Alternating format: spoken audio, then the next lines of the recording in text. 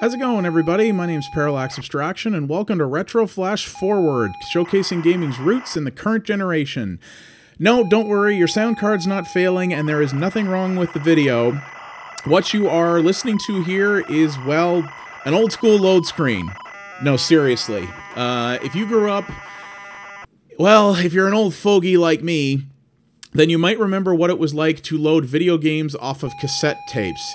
Yes, you youngins with your MP3s and your streaming services, you have no idea how hard we work to get our music and video games, damn it.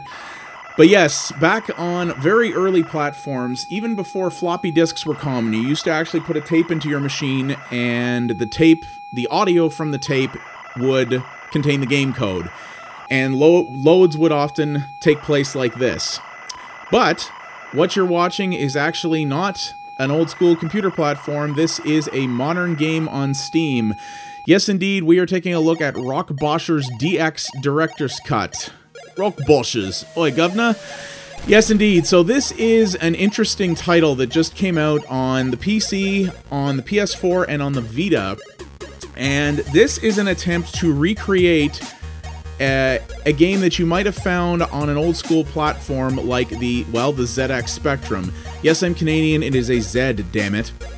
So, the ZX Spectrum was one of the many 8-bit computer platforms in the early 80s, like the Commodore 64, the Atari 8-bit systems, things like that. And it was extremely popular in the UK. And games like this were common there, and this is an attempt to make a game very much like that for modern systems. It's a pretty cool idea, but how does it hold up? Well, I kind of dig it, but you got to know what you're getting into with this. So very quickly, we're just going to take a look at some of the settings here.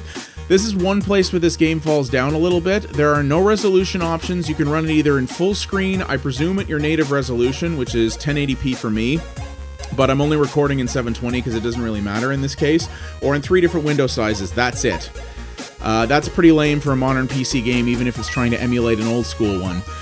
Controls, you can play with the keys, but you cannot rebind the keys, and you have to navigate the menus with WASD, which just, really? Like, come on.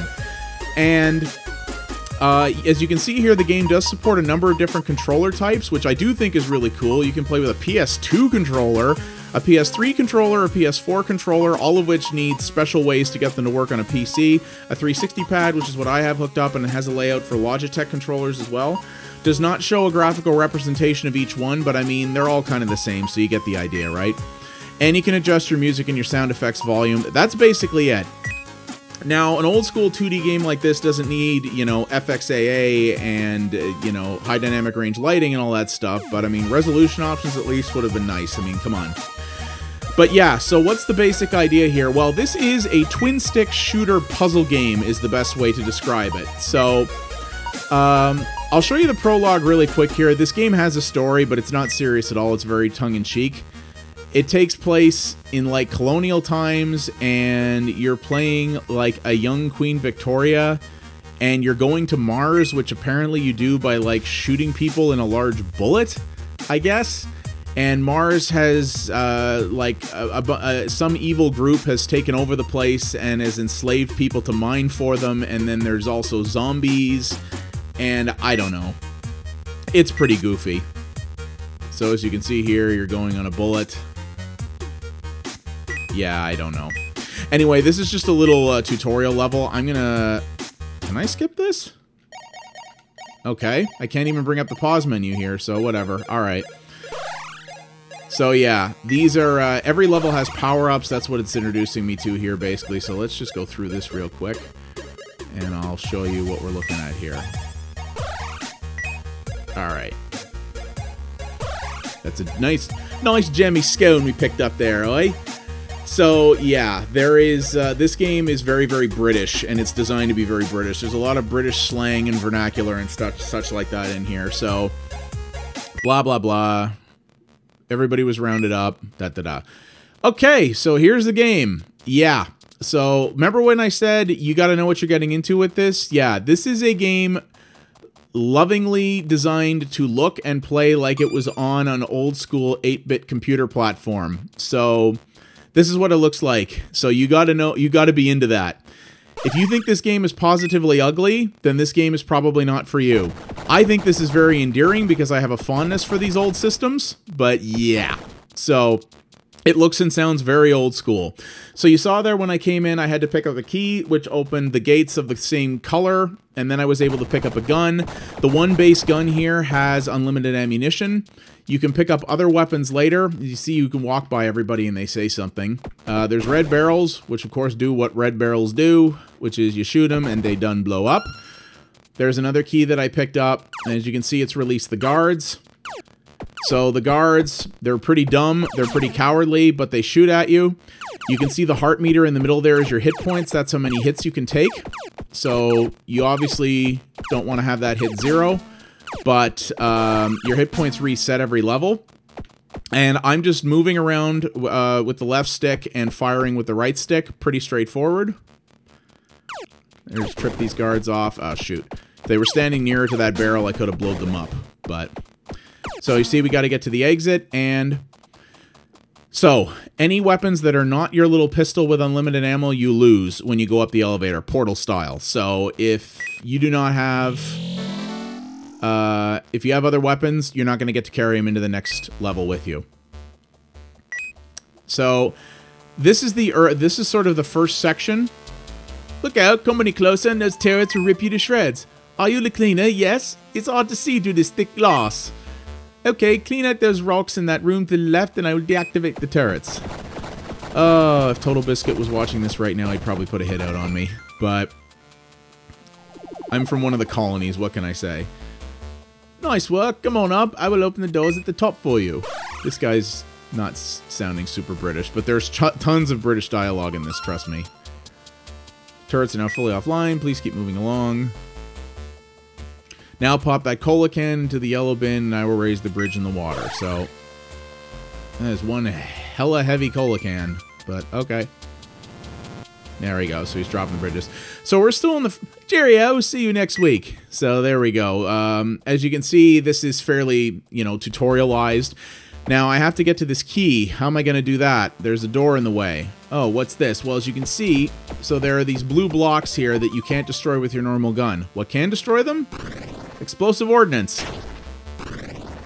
Yes, indeed. So here we go. So we're going to blow our way to the key.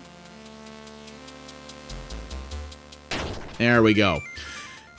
So the levels are kind of like this, and they get much more complicated. You'll see as we go forward here, but there are more complicated battle scenarios, and there are much more devilish puzzles. And the game at the surface doesn't look that long. There's only 3 sort of main areas, and each area, I believe, has 8 levels. I haven't unlocked the second area yet, so I can't quite tell. But this first area that I'm in has 8 levels, so I presume it's 8 in each one. But even the later levels in this first section get, frankly, quite devilish. And as you can see here as well, these are collectibles that you can pick up. Whoops. I missed one there. Ultimately, you want to try to get all the collectibles in a level if you can, but you unlock bonus games by getting a certain amount of each one, which I will show those bonus games briefly a little bit later on. So, as you missed there, they said, oh, there's zombies. So, yeah, that's what these yellow things are. They're zombies. Now, as you can see, they're pretty dumb, and they just kind of shuffle along. They're dangerous to you in numbers, but the thing that's really cool about these is the zombies don't discriminate. They will attack the guards as well. So in certain levels, there are ways in which you can actually sort of alter the paths by destroying rocks in a strategic way that will actually have the zombies go after the guards and sort of deal with the guards for you so you don't have to worry about it. I like that. That's very clever. And that, I imagine in later levels it becomes a necessity. So as you can see here, I have to get through here. Well, how do I do that? Well, all these red barrels are chained together. Yoink! There we go. And here we get our first weapon pickup. So you see there's 4 different weapons available. You can switch between them by using the bumpers. And the machine gun is just that. It fires very, very rapidly, but it runs out of ammo very, very fast. So you want to use it very strategically. So, for example, I'm going to crack open this green door. I'm getting swarmed by zombies. Oh no. Well, not so much now. But as you can see, I run it out in a matter of seconds. So you really need to be careful with that. But strategic use of the red barrel. And look at that.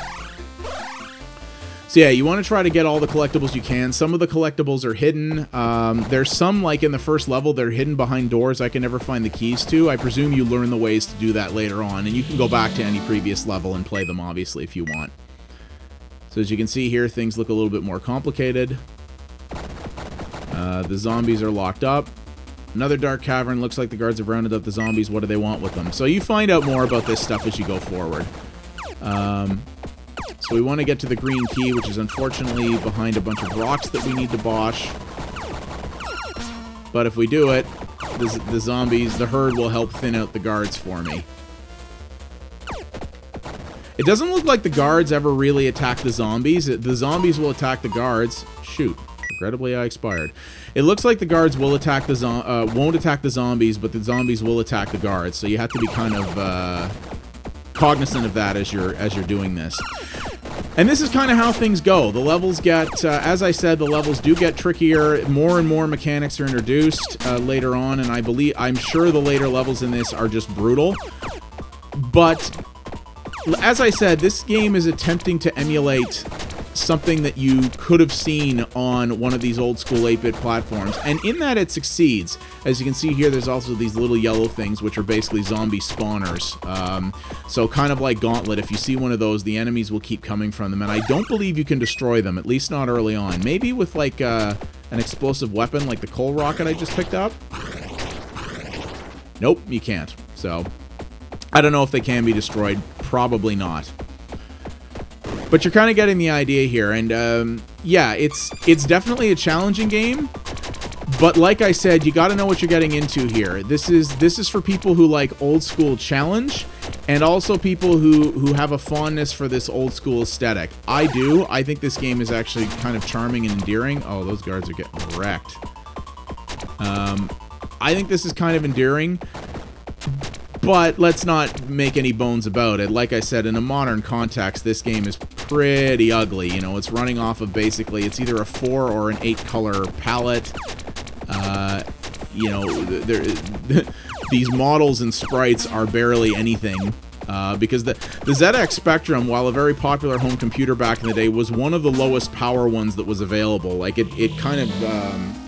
it was dwarfed by the Commodore 64 and Atari 8-bits and things like that. It was really not that powerful. So as you can see here, there's these little bubble things that you can shoot to get through, but they're only temporary. And now you have to hit terminals to disable the guns, but hitting the wrong, you know, you have to hit the terminals in certain ways because you're actually reactivating guns by doing it, etc., etc. There's things like rock crushers you have to avoid in later levels and all kinds of crazy stuff like that. It's as I said, it gets pretty devilish. And it's cool. I like that. Like, this game, kind of like other games I've covered on Retro Flashforward, like Muri and Jet Gunner and games like that, these are games that clearly were not designed for a mass appeal.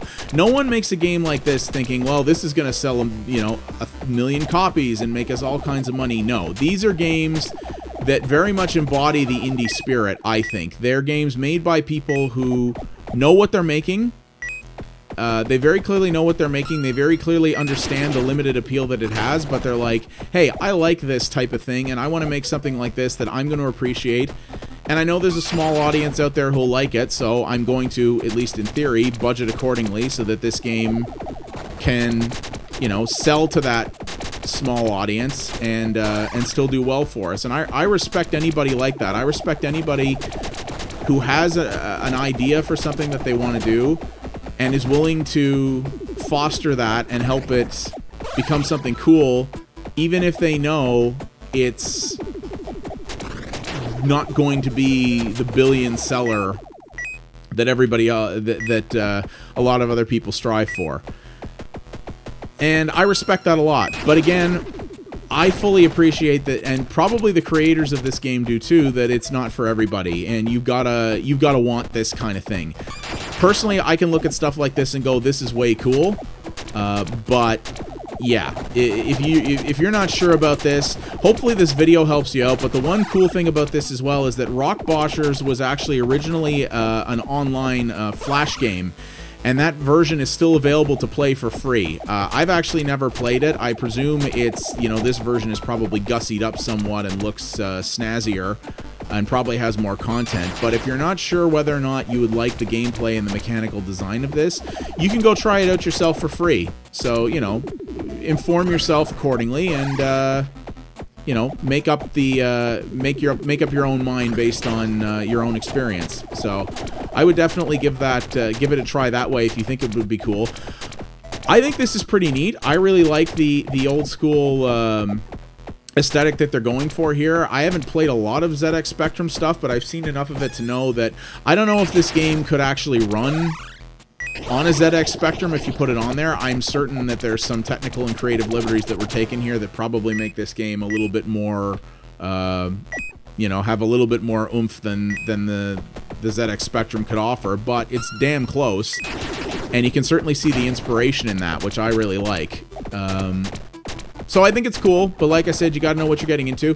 This is, I believe it's $8. I got it for $7 on a launch day promotion on Steam, and I think it's the same amount on PSN. I actually kind of wish I bought this for the PS4, simply because it's cross-buy and cross-save with the Vita, which means I could have played it on the Vita at work on my lunch hour or something like that. And like I said at the beginning, the PC port of this is not all that hot, but it still plays fine on here as well, and, you know, it's good to have options, right? So, if you think this looks cool, check it out. I think it's pretty neat. I'm going to quickly show you here. I'm going to back out of here, and I'm going to quickly show you the arcade mode. So, there's 4 different sort of arcade games in here. I've only unlocked one of them. I wish people would stop getting stuff away like this, but as you can see, to unlock this stuff requires 5 each of the collectibles, 5, 10, and 15 respectively, and it shows you down at the bottom there how many you've collected. So, I have a ways to go yet before I can even unlock one of them, but these are all kind of little goofy side games. So here's Cheese Dream. So yeah, after eating far too much cheese on the flight to Mars, you begin to dream of a strange golden fighting arena. You have to shoot the cheese, which runs away from you if you get too near it, and you have to catch the gems it drops. No, it doesn't make any bloody sense, but yeah. And you can see the gems have point values there. The main reason you're playing this is leaderboards, and yeah, there's leaderboards for the times, the clear times for the campaign levels as well. Not a lot of people bought this game yet. It's very new. As you can see, I'm number 1 on the global leaderboard for this with not that impressive a score, and there's only 9 of us. Oh dear. So, I'll show you this quick. So there's the cheese. Hit the cheese. And what you want to do with this is the cheese runs away from you if you get too close, but as you can see, it drops gems, and the gems change color.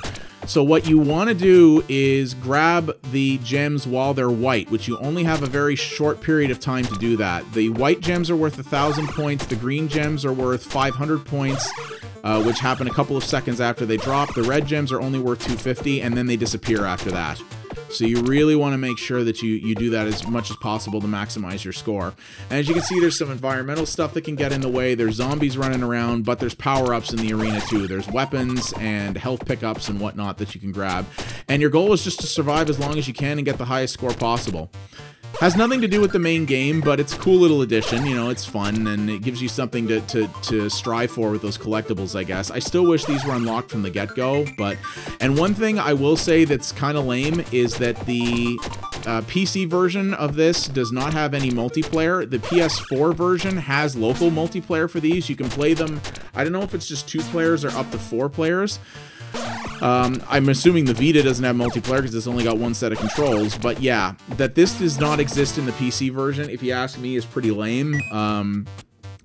You can hook up multiple controllers to a PC or have 1 player use a controller and 1 player use a keyboard. I don't know why it was left out. Maybe that was an exclusive feature that they promised Sony or something to get it on the PS4, but you're asking the same amount of money for the PC version. It should not be lacking features that other versions are. I kind of don't like that, but it's a minor nitpick. These are really kind of throwaway things. They're not what you're coming to this game for. You're coming to this game for the campaign, and these are nice little, you know, fun value-added things to get. So, I mean, whatever. So it's kind of cool, but yeah, the campaign is the meat of it, and I like it a lot, but it's a very old-school game, both in terms of gameplay and aesthetic, and you gotta be into that. If you're not into it, if you don't like puzzle games, if you don't like twin-stick shooters, if you don't like this very simplistic presentation style, you're probably going to think it's not very good. And that's the thing. There's nothing wrong with that, and I think the creators are okay with that. Like I said, they know that they're not going to appeal to everybody with this game. But if this looks interesting to you and you're someone, especially if you're someone like me who grew up in the 8-bit computer era and has some fond nostalgia for these games, which were on their surface simple but mechanically very deep and very challenging, then you'll probably enjoy this. I have been. I think I'm going to put some more time into it for sure. It will probably get to a point where it gets a little too difficult and I kind of burn out on it. So I don't know if I'll finish it, but definitely neat. And, you know, it's got trophies and achievements in it. I don't know if I mentioned, but if you actually sit through, you may have seen the little timer during the load screen on the tape. If you sit through that, you actually get an achievement called Patience, which I'll give them credit for that. That's pretty cute. But you get the idea there. So I like this a fair bit, you know, problems with the PC version notwithstanding. But if this looks cool to you, give it a try, or go try the free version online and see what it's like. But, yeah, I dig it, and it's under 10 bucks, so, I mean, even if it's not very long for the price, you really can't beat that. So, yeah, that is Rock Boshers DX Director's Cut by Tiki Pod. We are playing the PC version on Steam, but it is also on the PS4 and the Vita with cross-buy and cross-save, and there is a free web version that you can try out if you like. I think it's cool, but, yeah, just know what you're getting into if you grab something like this. My name's Parallax Abstraction. Thank you guys very much for watching. If you liked what you saw, please consider liking and subscribing. It does help me out a great deal. And well, I'll see you next time. Take it easy, guys.